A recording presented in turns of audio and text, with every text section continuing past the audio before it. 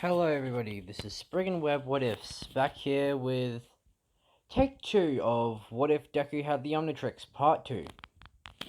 Let's get in with it. Okay, we'll continue off where the last part left us, with Izuku saying hi to Gwen. And then he gets filled with a flurry of emotions, and this activates the Omnitrix, and it turns him into Jet Ray. He then flies off into the forest, and we have a time skip to the first day of UA. He comes in early, and he's the first one there. He sits in the back corner of the class, and then what happens is everybody starts coming in. Then the whole Bakugo and Ida thing happens. Then Aizawa shows up, saying, "It took you 15 minutes to be quiet." And then we get to the part where he tells everybody to put on a training uniform, and then to go out to training ground Gamma. Everybody goes out there, and Izuku doesn't change. He just goes what he usually goes in: his shoes, his gloves, his red jacket that has the 10 on it without the sleeves, and then the Assassin's Creed jacket around his waist, and his mask. So Aizawa throws the ball to Deku, saying that he got the first place with 500 points. Everybody's shocked about this, and then Deku puts the ball on the ground and transforms into one of Vilgax's race. And he throws the ball with that cybernetic arm right here. And then he throws it into outer space, using that cybernetic arm. And then what happens is, Aizawa says infinite. Then everything goes the same, but Izuku gets top places.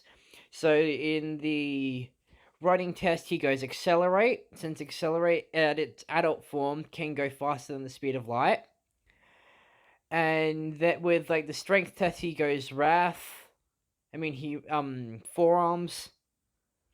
And then it finishes off with him getting first, and also Gwen will be replacing Mineta on this. Then we skip to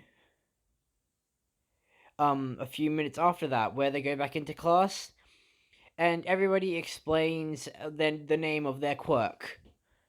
They don't go into full detail of what their quirk is, but then we get to the part where it's Deku's turn to explain his quirk. So he says that he doesn't have a quirk, that he's quirkless, and that he has a device which allows him to transform into over 1 billion different transformations, including the fusions that he has.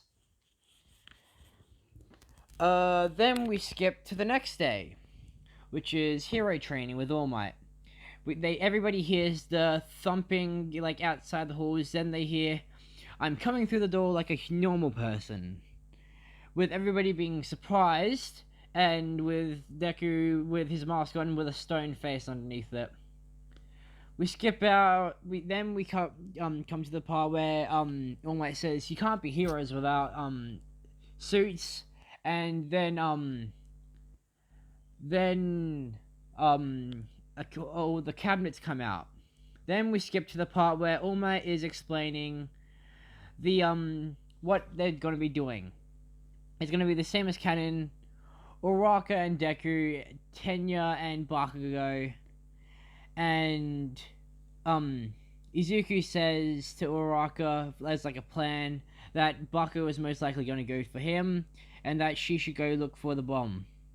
She just nods her head, but with an angry look on her face, like everybody else in the class. Everybody else has this angry look towards Izuku, since they're thinking, how did a quirkless person get in? Then they walk in and they split up. With then, after a few minutes, Bakugo comes rushing out Izuku. With Izuku saying, "I don't need no I only need one alien to beat you, Katsuki, and that I will use it later."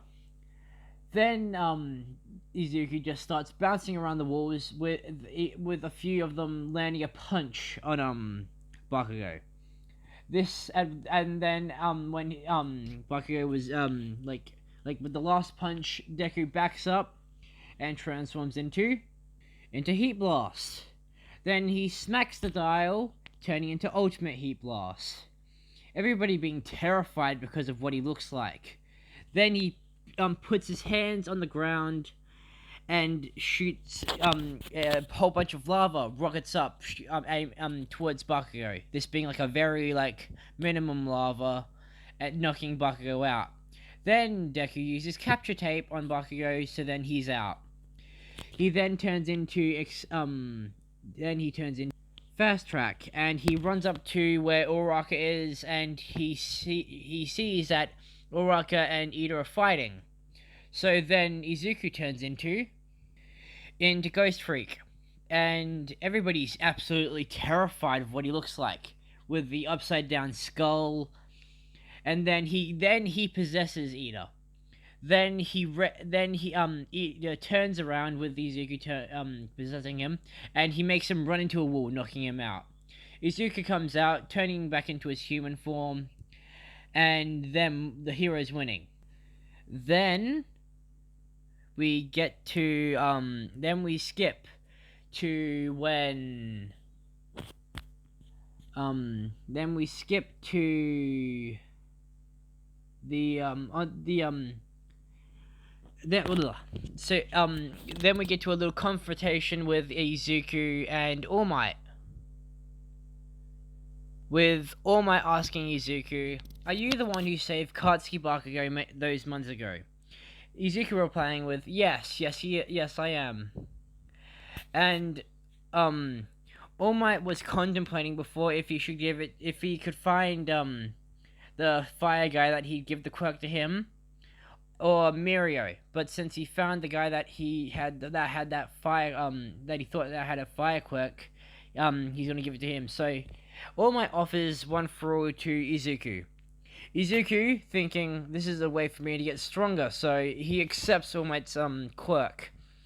Then we skip to the bus ride to the USJ. On that ride, everybody is explaining their quirks in more depth. So, then we get to the part where Izuku I should explain what Gwen's powers are. She has all her powers from Alien Force and Ultimate Alien. So she also has where she can go into her anodite form. And she has full mastery over her powers, but they just say that she has energy, she can control energy. She has energy manipulation. So then what happens is we get to where Izuku explains what he is. So he says again that he's quirkless, and that he has a device on his wrist that can transform him into many different aliens. Also, if I didn't mention this on the last part, his eyes are red and his hair is white. Like white is white, with a little bit of grey. And then what happens is Izuku goes to we cut to where it's the USJ. When they walk in, the Omnitrix starts flashing green and red, saying danger, danger, imminent danger is about to occur. Then Hiroshima says they even have fake villains here, with Aizawa responding with, "Those aren't fake villains, those are real." And Aizawa rushing down there, and then Kurogiri, with also Aizawa saying for them to escape, but then Kurogiri splits them apart. So, as I said before, Gwen is going to be replacing Mineta. So, it's going to be Ben, Gwen, and Asui on the boat. And then Ben Izuku turns into Ripjaws. Some few things about so if I show any aliens that actually look like the original ones, things that I should mention: all the green details, flip them to red. So he turns into Ripjaws. He goes in and starts knocking out all of the villains. Then he swims to land, and he sees Aizawa getting beaten up. So he transforms into a different alien. He transforms into Heat Wrath, which is one of his more stronger aliens. So then what happens is so since it's still Wrath, he still speaks in the third person. So he says Wrath is gonna destroy Brain Freak, and he starts he runs up to the Nomu and starts shredding him with the claws and some fire. Then we cut to the Nomu's perspective. He sees Gwen and Asui coming up to the shore, like swimming up to the shore. He looks at Gwen, like the Nomu looks at Gwen, and sees like an energy wave around her. Then what happens is the Nomu straight up ignores Deku and rushes over to Gwen. Then he grabs her by the head. Then the Nomu grabs her by the head and impales her with its other arm. Then Deku transforms back into his human. When he transforms back into his human form, his eyes are full on dilated, with them being so small, it's like terrified. Then his eyes widen a bit, and he starts yelling in anger, and then the Omnitrix goes on this anger and transforms him into a Saiyan. Something that I should mention about this Saiyan, it's the legendary Super Saiyan. Asmith found this DNA sample when he was on a long time ago, when the Saiyan race, before the Saiyan race got destroyed. So it's a legendary Super Saiyan. So, and then what happens is Deku starts yelling and yelling and yelling and yelling, charging up his ki. This transforming him into Super Saiyan 1, but with green hair. Super Saiyan 2 with green hair. Super Saiyan 3 with green hair. And then Super Saiyan 4 with green hair and green fur. Then it goes Super Saiyan 5, with it looking exactly like this, but with the green being red. And then what happens is everybody's scared from this, from when he went to Super Saiyan 5, he made a crater in the ground. So everybody was scared, including Shigaraki and Kirigiri. So Kirigiri rushed over to Shigaraki, getting him out of there. Then Deku speeds dashes right in front of the Nomu, but it looks like he teleports. Then what happens is he builds up 2 keyballs in his hands and blasts it at the Nomu, this disintegrating it, and it turning him back into a human, turning him back into his human form. Then what happens is Deku runs over to Gwen, being terrified, thinking she's dead. But then the Omnitrix says, life form detected. Danger, death is imminent if not heal. So, and the Omnitrix then says, which if owner would like, it can heal the organic life form to full capacity. So then the Omnitrix asks, would owner would like to go heal life form, with Deku saying absolutely yes. Then the Omnitrix brings out has 2 rods. Then they poke into Gwen, healing her.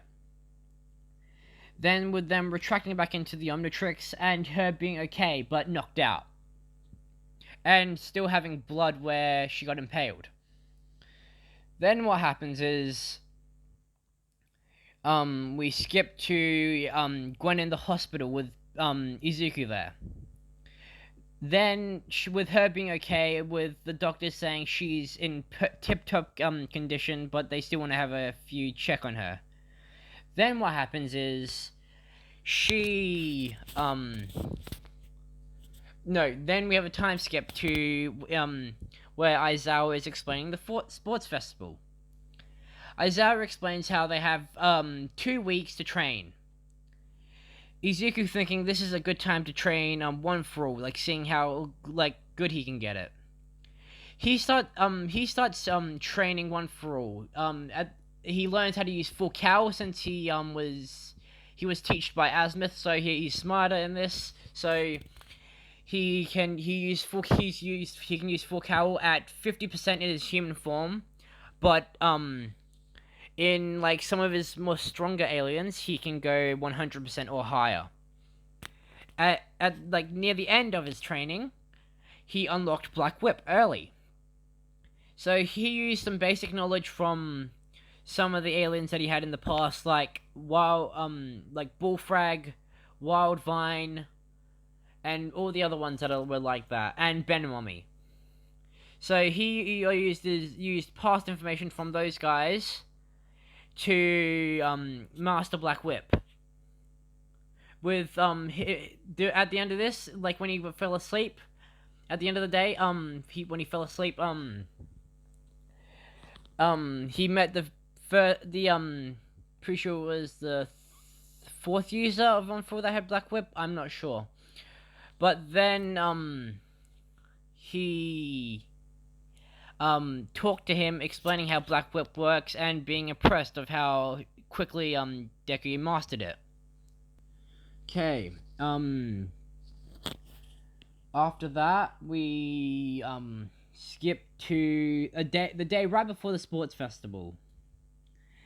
Izuki was going to the shops to get some stuff, and when he was at the checkout, like getting the stuff, the guy at the cash register asked for his name. Him replying with Izuku Midoriya Tennyson, and the person right next to him being Inko Midoriya, recognizing that name, saying Izu, and then with Izuku looking to the side and looking down and saying Mum.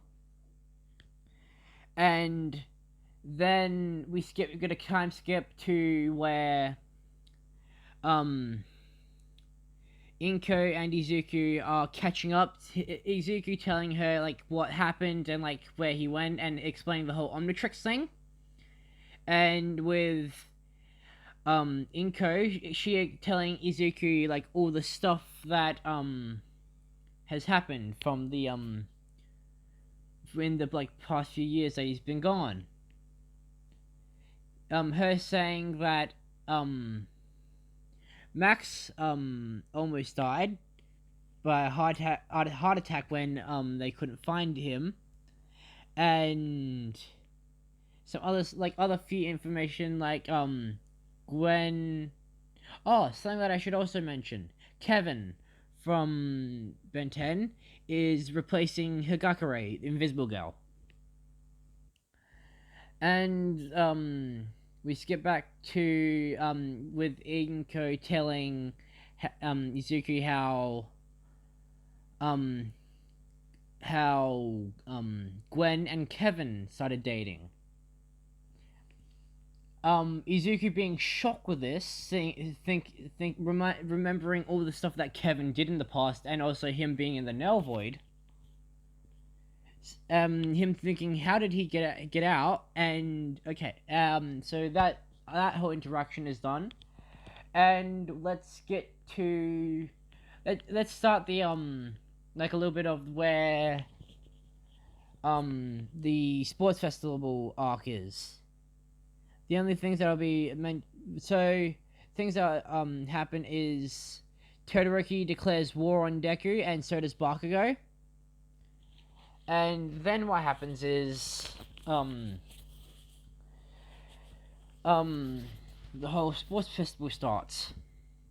I'll be getting into that part on the next, part of this, which will be part 3. But the next What If that I'll be doing is What If Deku Was a Todoroki Part 3. So, goodbye, and have a nice day, evening, or night.